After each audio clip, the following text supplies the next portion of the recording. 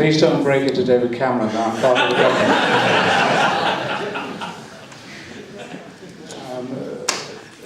I was brought up a Catholic. I'm no longer, but I'm overloaded by guilt anyway. I've come along.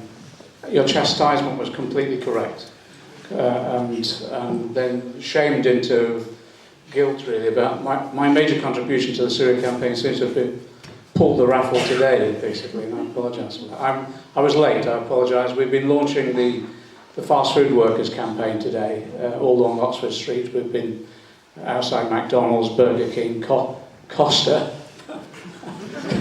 trying to demand the living wage and recruit workers into the Bakers Union. It's been tremendously successful so far. So I apologise for my lateness. I think there's been a sort of deep psychological recoil on the issue of Syria.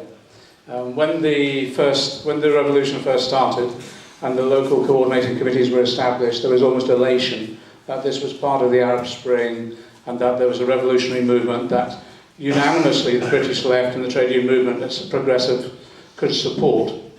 Because it's now become more complex, people have recoiled from even talking about the issue now, and there's not much dialogue going on. I think, despite the small numbers, I think this is quite an important meeting today, because we need to re-establish now some form of movement in solidarity with those original aims of the revolution itself.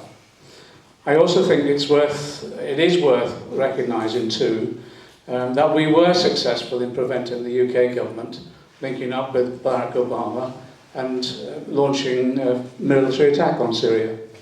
And I think that was a success, and that was a success. And if you listen to the debate that took place in the media and even in the House of Commons, God help us, it was a success as a result of the campaign that went on against the Iraqi war. Because people had learned the lessons, first of all, that people weren't willing to put up with another military intervention by this government in the Middle East. But in addition to that, they learned the lessons of what military interventions from the UK government and the American imperialists result in, as a result of the lessons of Iraq and Afghanistan. And don't underestimate the fact that there was a deal done with Barack Obama, and that's why Parliament was recoiled with such urgency, and they expected that weekend to go in with military weapons. They expected to be supporting a military attack. So to actually defeat that military attack, I think, was a major achievement, and it wasn't done by parliamentarians. It was done actually as a result of the protest that went on by people like ourselves throughout the different parts of particularly the labour and trade union movement.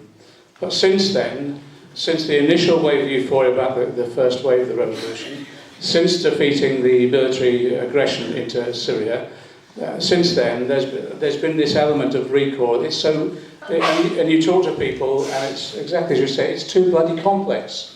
No one knows who's to back, who's on the ground anymore.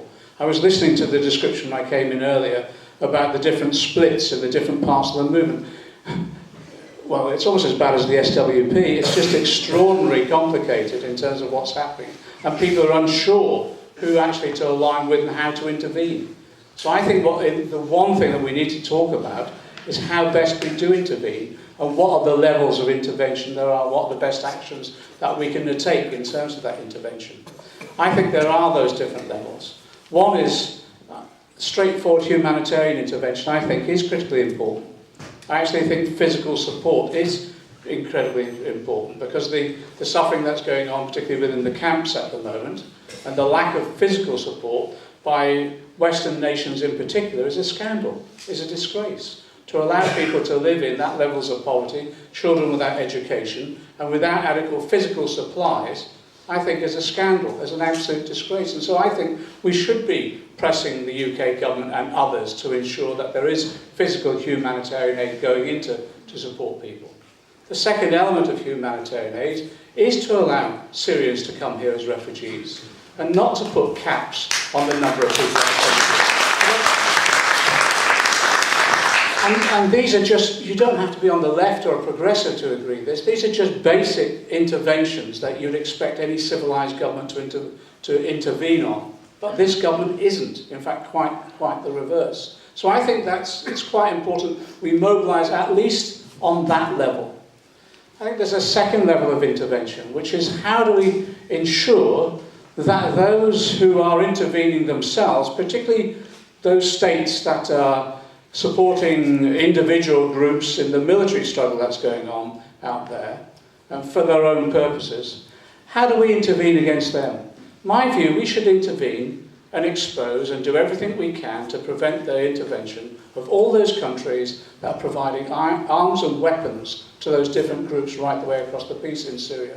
Because each one of them is supplying weapons, whether it's Russia, Qatar, or the Saudis, or whatever, or even the Turks. All of them are providing weapons and aid to individual groups for their own means, not for the betterment of the Syrian people themselves, not because they supported the original aims of the revolution. Well, in fact, we heard earlier, Saudis just want to stabilise the situation, and they're happy to live with whatever is out there. Others want to intervene in a way that they can maybe get some form of client state to those countries.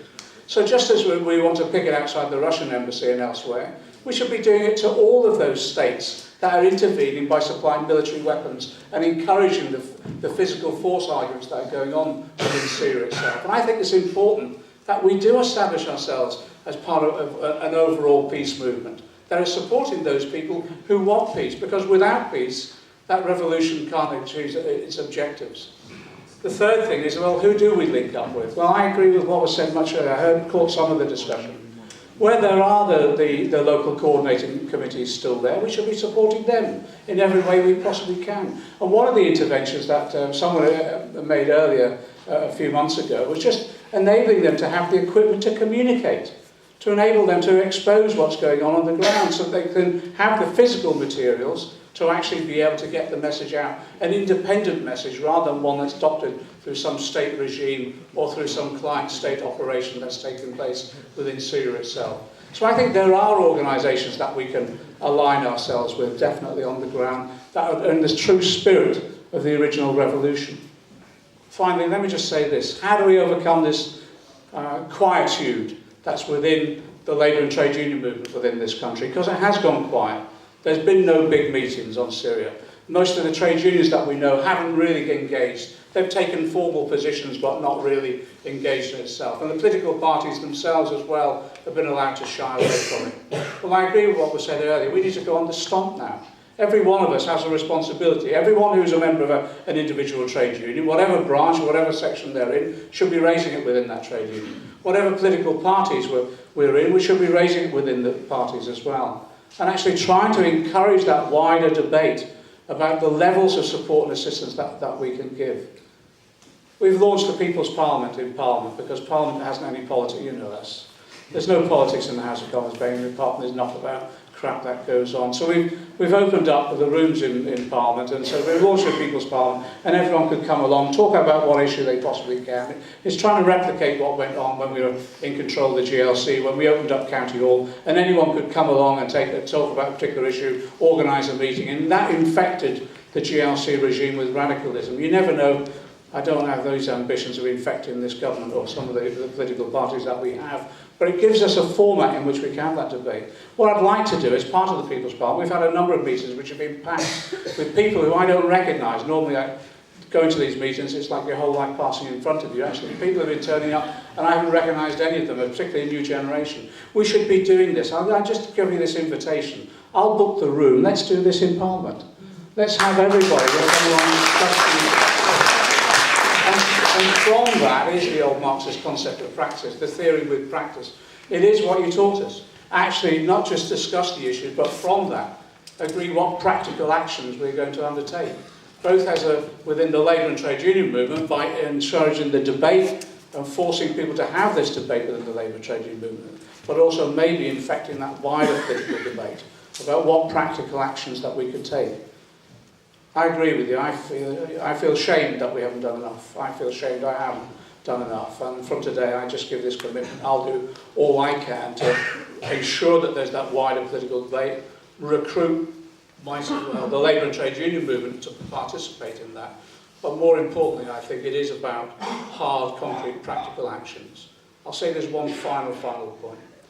Don't underestimate that there isn't a lobby within Parliament taking place at the moment about military intervention again. Alistair, if you listen to some of the people around Alistair Burt and elsewhere, they're arguing at the moment that because we didn't intervene militarily, Syria is in this mess. And therefore there's a justification for military intervention at the moment on humanitarian grounds. That hasn't gone away. So I think the more that we, first of all, establish a direct line of communication which demonstrates and gives out the reality of what's happening on the ground, the more we give assistance, humanitarian assistance in particular, the more we give every strengthening that we can of the voice of democracy and socialist change within Syria itself, I think the more we'll fend off the potential of again reopening this issue about military intervention. And that does need hard work, and I commit myself to it. Solidarity.